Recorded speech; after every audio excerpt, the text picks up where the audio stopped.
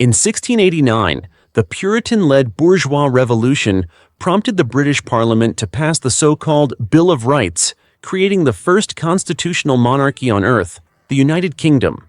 Over a century later, under this new political and economic system, a Britain filled with creativity and ingenuity unleashed its accumulated potential and invented the flying shuttle, 1733, and the spinning jenny, 1765, two revolutionary machines that transformed textile production efficiency. Another 21 years later, 1785, James Watt of Scotland improved the steam engine, putting it into practical use, and for the first time in human history, power no longer depended solely on river currents. The old constraints were broken. Another 2 decades passed, and on the River Seine in Paris, Irish-American Robert Fulton launched the first steamship, 1807. Not long after, 1814, George Stephenson, the father of railways, designed a locomotive to transport goods from coal mines in Northumberland. With that, every critical piece of the puzzle was complete. Thus unfolded what is considered the most transformative event in human history, the First Industrial Revolution, born in Britain. But bloodthirsty capitalists had no intention of sharing their skyrocketing profits with workers. Inside those deafening factories of roaring machines, the leisurely mealtime of the past vanished forever. Replacing it were meals designed for fast eating, cheap, high-calorie, convenient combinations for laborers in a hurry. This shift in eating habits was one of the hidden costs of humanity's transformation from an agricultural society to an industrial one.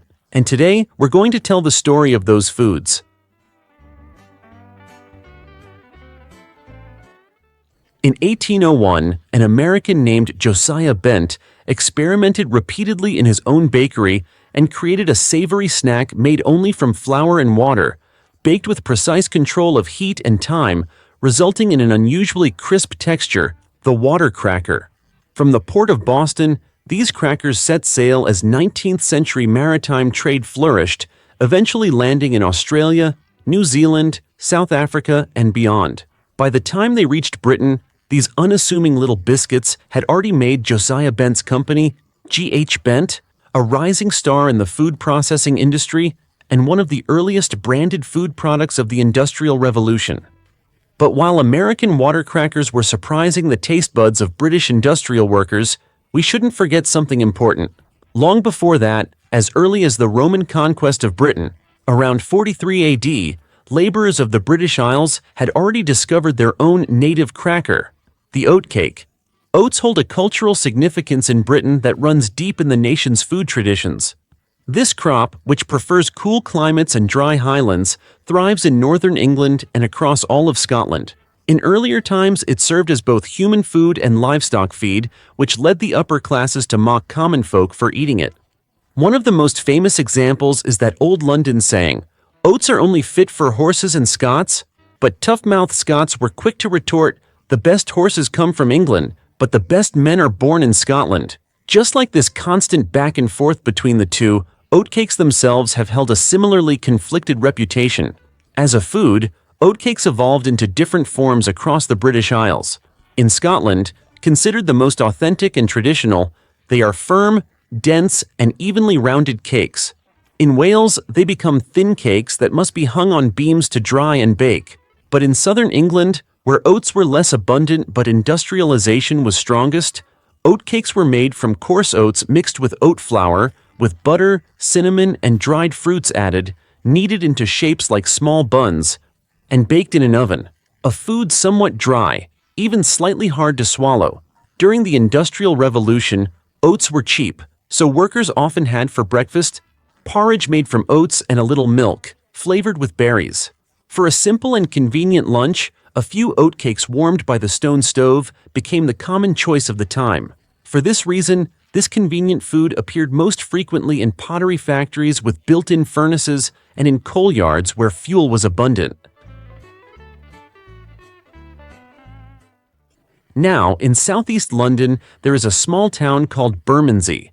During the Industrial Revolution, it was Britain's leather-working center, but it also had another nickname, Biscuit Town.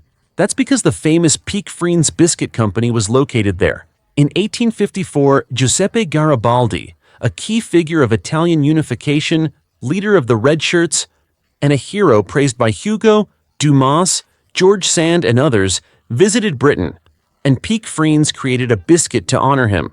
The public cheered and welcomed him with great enthusiasm. Such an unprecedented scene left a deep impression on Pique Friens' first company head, James Pique. By the early 19th century, American watercrackers had already shown the strong potential of this type of food in the industrial age. So Pique came up with the idea to borrow the fame of General Garibaldi and develop a new product that could be recognized in Britain and across Europe. Before this, almost all commercial biscuits in Britain were similar to watercrackers, single-layered, round, and savory. So in pursuit of something different, they created a biscuit made of two rectangular layers, with raisins or currants pressed in between, the Garibaldi biscuit. It burst onto the scene and was quickly embraced by the hard-working working class. Because it was a sweet, fruit-filled biscuit, it was especially suitable to enjoy with tea or coffee during a work break.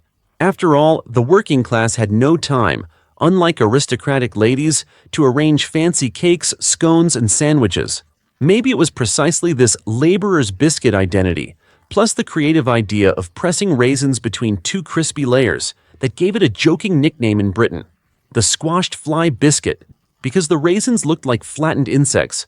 But regardless of whether the nickname was appetizing or not, the classic Garibaldi biscuit gradually won over all of Britain.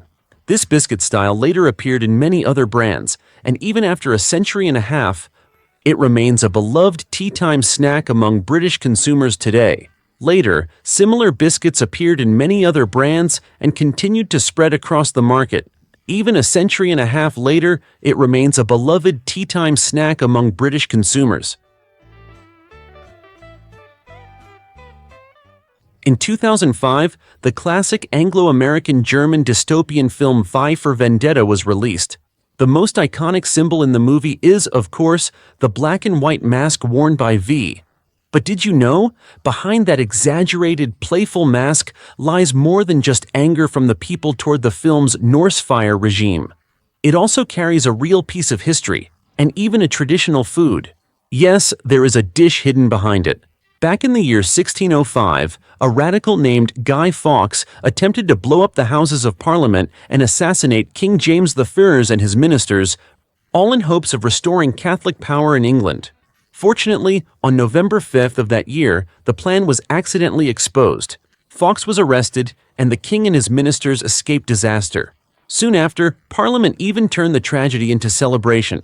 They ordered the people of London to celebrate that very night with bonfires, singing, and dancing. They even passed a law declaring November 5th as Guy Fawkes Night. No matter how absurd the reason for celebration, back in those days, if you handed the British a bonfire at night, they had to bake a cake for it. And the perfect partner bound to Guy Fawkes Night is the legendary Parkin Cake. Its earliest ancestor is said to have been invented by ancient Germanic peoples, a hard, unleavened biscuit made primarily from oats. Naturally, it became popular in northern England where oats were abundant. By 1843, during the height of the Industrial Revolution, a British food manufacturer, also a licensed pharmacist and chemist, Alfred Bird of Birmingham, developed the world's first commercial single-acting baking powder, which releases all CO2 as soon as it meets water, greatly improving baking speed and technique. With that advancement, this originally thin, iron-griddled oat biscuit evolved into a thick cake that could be mass-produced in ovens, and with sweeteners, molasses, and sugar leading the way in industrialized production, the flavor of Parkin Cake improved dramatically. Soon, the upgraded Parkin Cake spread widely among the working class, becoming the ideal snack for replenishing energy and soothing the spirit during work breaks. Even today, it remains one of the most beloved snacks in and around Yorkshire, northern England. But saying all this, I still can't help thinking about a classic scene in V for Vendetta. Shortly after the film begins, the freedom fighter V brings the heroine onto the rooftop at midnight, and as Tchaikovsky's 1812 overture plays, he blows up the statue of Lady Justice, sending a fiery V soaring into the night sky. When all these images and symbols pile together, it somehow feels as though the humble, sweet Parkin Cake of the old British working class has lost a bit of its original gentle charm.